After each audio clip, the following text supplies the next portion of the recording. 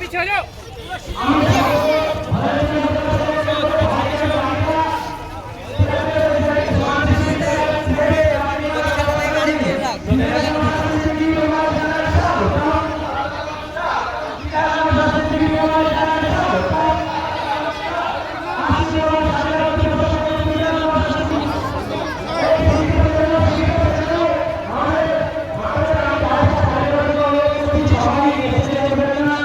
কারণ কাদাপানির সময় স্টেজে সবাই যদি আমরা থাকি তাহলে কিন্তু সমস্যা নিবারণ করে নেওয়ার জন্য আমি দুটি বুথের পঞ্চায়েত সদস্যকে আমি ডায়াসে আসার জন্য অনুরোধ করব। আমি আবুল খয়ের ভাই এবং আমাদের শরীফুল দাকে আমি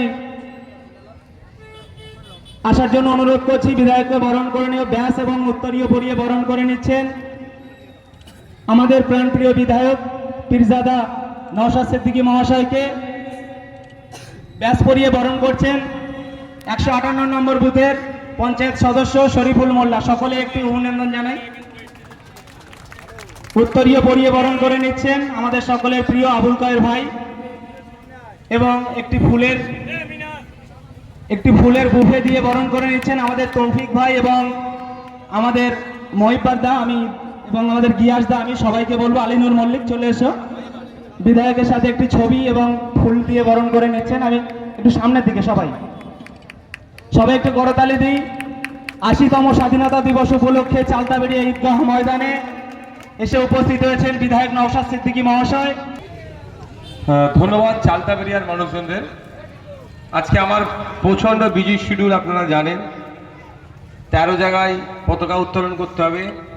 পথের মধ্যে অনেকে বলছিল আমাদেরই ভালোবাসার মানুষ, ভাইজান একটু তুলে দিন 2 মিনিট 1 মিনিট, কিন্তু 2-1 মিনিট করতে নিতে নিতে অনেক লেট হয়ে যাবে।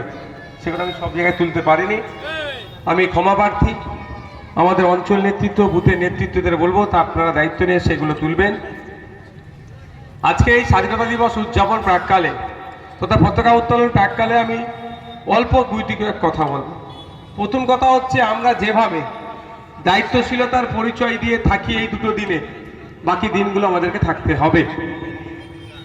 আর আজকে আমাদের কঠিন একটা সময়ের সম্মুখীন হচ্ছি। আমাদের পূর্বপুরুষের আত্মত্যাগ আত্মবলিদানের ফলে আমরা সংবিধান পেয়েছি, দেশ পেয়েছি। আজকে সংবিধান আক্রান্ত দেশের মধ্যে একটা অরাজকতা তৈরি হয়েছে। তাই আমাদেরকে শপথ নিতে হবে, সংবিধানকে রক্ষা করতে হবে, দেশকে রক্ষা করার শপথ নিতে হবে। সাথে সাথে এটাও বলতে হবে, আজকে 27 লাখ ভোটাররা আজকে ট্রাইব্যুনালে আছে, ভাগ্য সেখানে ঝুলে আছে। আমরা তো আশা করব এবং এখানে দাবি করব দ্রুততার সাথে মামলাগুলো নিষ্পত্তি করা হোক, বৈধ ভোটারদের দ্রুততার সাথে ভোটার লিস্টে তার নামটা ইনক্লুড করা হোক।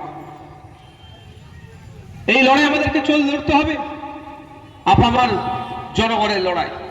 আর আজকে আমাদের শহীদ বেদিতে বিশেষ করে ছবি রাখা আছে নেতাজি সুভাষচন্দ্র বোসের। আপনারা জানেন কয়েকটা দিন আগে রাজ্যের একটা এলাকা থেকে কিভাবে নেতাজি সুভাষচন্দ্র বোসকে নিয়ে ক্রমাগত টিপ্পনী কাটা হচ্ছিল, আলটপটা মন্তব্য করা হচ্ছিল। প্রশাসনের ঘুম ভাঙেনি, প্রশাসনের ঘুম ভাঙিয়েছে এই ভাঙড়ের বাসী আমাকে ভোটে জিতে পাঠিয়েছে। আমি বিধানসভায় গিয়ে নিন্দা প্রস্তাব জমা দেওয়ার পরে প্রশাসনের ঘুম ভেঙেছে। আমি প্রশাসনের যেহেতু ঘুম ভেঙেছে, আমি প্রশাসনের কাছে আমি আর্জি রাখবো। প্রশাসনের কাছে আমি আশা করব নেতাজি সুভাষচন্দ্র বোস তথা দেশ নায়ক, স্বাধীনতা সংগ্রামের উজ্জ্বল নক্ষত্রকে নিয়ে যারা বাজে মন্তব্য করেছে এমন দৃষ্টান্তমূলক শাস্তি দেওয়া হোক। আগামী দিনে কোন স্বাধীনতা সংগ্রামী সম্পর্কে বাজে মন্তব্য করতে মানুষ ভয় পাবে, এটা আমি আশা করব।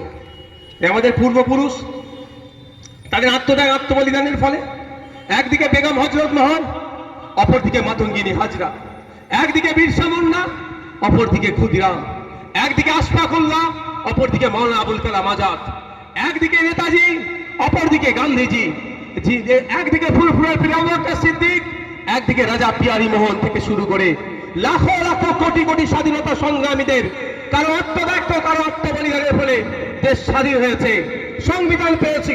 এটাকে টিকিয়ে রাখার দায়িত্ব আমার আপনার করতে বর্তায়। তাই আপনাকে আমাকে বলবো, ব্রিটিশদের হাত থেকে যখন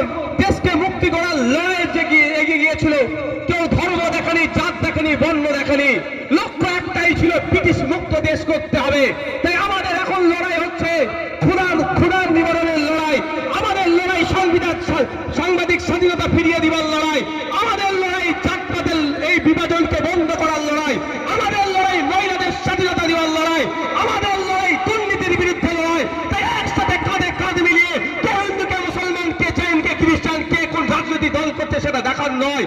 আমরা ভারতীয়, এটাই আমাদের পরিচয়। সমস্ত ধরনের অন্যায়ের বিরুদ্ধে ঐক্যবদ্ধ থেকে লড়াই করতে হবে আমাদেরকে। রাজি আছেন তো নাকি? তোলাবাজি নোংরামি বন্ধ করার লড়াই আমাদেরকে লড়তে হবে। আমাদের পূর্বপুরুষরা এমনি শহীদ হয়ে যায়নি, ইতিহাসের পাতায় ঠাঁই দেয়নি দলিত আদিবাসী মুসলমানদের। কিন্তু বিরসা মুন্ডার লড়াই দেখুন ইতিহাসে কতটুকু আছে, এতটুকু। মিনসার আলীর লড়াই দেখুন, যায়নি তিতুমিন নামে খ্যাত, ইতিহাসের পাতায় তাকে খুঁজে পাওয়া যাবে না। ফুরফুরার পীর আবু বকর সিদ্দিক রহমাতুল্লাহের লড়াই দেখুন স্বাধীনতা সংগ্রামে, ইতিহাসের পাতায় খুঁজে পাবেন না। এমন করে দলিত আদিবাসী মুসলিম সম্প্রদায় যারা আছে ইতিহাসের পাতায় খুঁজে পাবেন না তাদের আত্মত্যাগ আত্মবলিদানের। কিন্তু আমি একটা তথ্য দিয়ে যাচ্ছি, কম করে 7 লক্ষ শুধু মুসলিম সমাজের মানুষ দেশের জন্য শহীদ হয়েছে। 7 লাখ মাথায় রাখবেন। দিল্লির ইন্ডিয়ার গেটে চলে যান, 93,000 সামথিং মানুষ শহীদদের নাম লেখা আছে, 61,000 সেখানে মুসলিম সমাজের। দলিত সমাজের 10,000-এর উপরে, ওবিসি পিছড়ে বর্গের প্রায় 14,000-এর উপরে নাম আছে সেখানে। শুধু একটা উদাহরণ দিচ্ছি, ধরেন হাজারো হাজারো উদাহরণ আছে।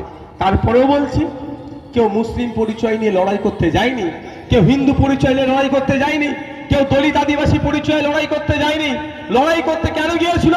দেশকে স্বাধীন করতে হবে, ব্রিটিশকে মুক্ত করতে হবে, ব্রিটিশ মুক্ত দেশ করতে হবে, অন্যের হাত থেকে দেশকে বাঁচাতে হবে। তাই বর্তমানেও দেশ স্বাধীন হওয়ার পরেও আজকে ব্রিটিশ না থাকলেও কিছু মানুষজন আছে দেশকে শোষণ করার চেষ্টা করছে, জলজমি জঙ্গলের অধিকার কেড়ে নিচ্ছে, ওবিসি অধিকার মুসলিম সমাজের যেগুলোতে কেড়ে নেওয়ার চেষ্টা হচ্ছে, বিভিন্ন ছলে কলে কৌশলে সেই পিছড়ে বর্গকে আরো দাবিয়ে রাখার চেষ্টা করছে। তাই আজকে নতুন করে আমাদের লড়াইয়ে ডাক দিতে হবে। দেশকে বাঁচানোর লড়াই, সংবিধানকে বাঁচানোর লড়াই, ভোটাধিকার ফিরিয়ে নিয়ে আসার লড়াই, জলজমি জঙ্গলের অধিকার ফিরিয়ে দেওয়ার লড়াই, ওবিসিকে ফিরিয়ে নিয়ে আসার লড়াই, স্বামীনাথন কমিশনের যে সুপারিশগুলো আছে সেইগুলো বাস্তবায়নের লড়াই আমাদের কাজকে করতে হবে কাঁধে কাঁধ মিলিয়ে। বন্ধুগণ, বক্তব্য দীর্ঘায়িত করব না, এখন পতাকা উত্তোলন হবে। আপনাদের এখানে পতাকা উত্তোলন আমি সাথে থাকব। আমার সিআইএসএফ এর একজন জওয়ান পতাকা উত্তোলন করবেন। আমাদের এই বাংলার ছেলে, আসানসোলে মোহাম্মদ আজহারউদ্দিন, আসানসোলেরই ছেলে মোহাম্মদ আজহারউদ্দিন সিআইএসএফ এর যিনি আছেন, আপনাদের সামনে ইনি এখন পতাকা উত্তোলন করবেন। চলো।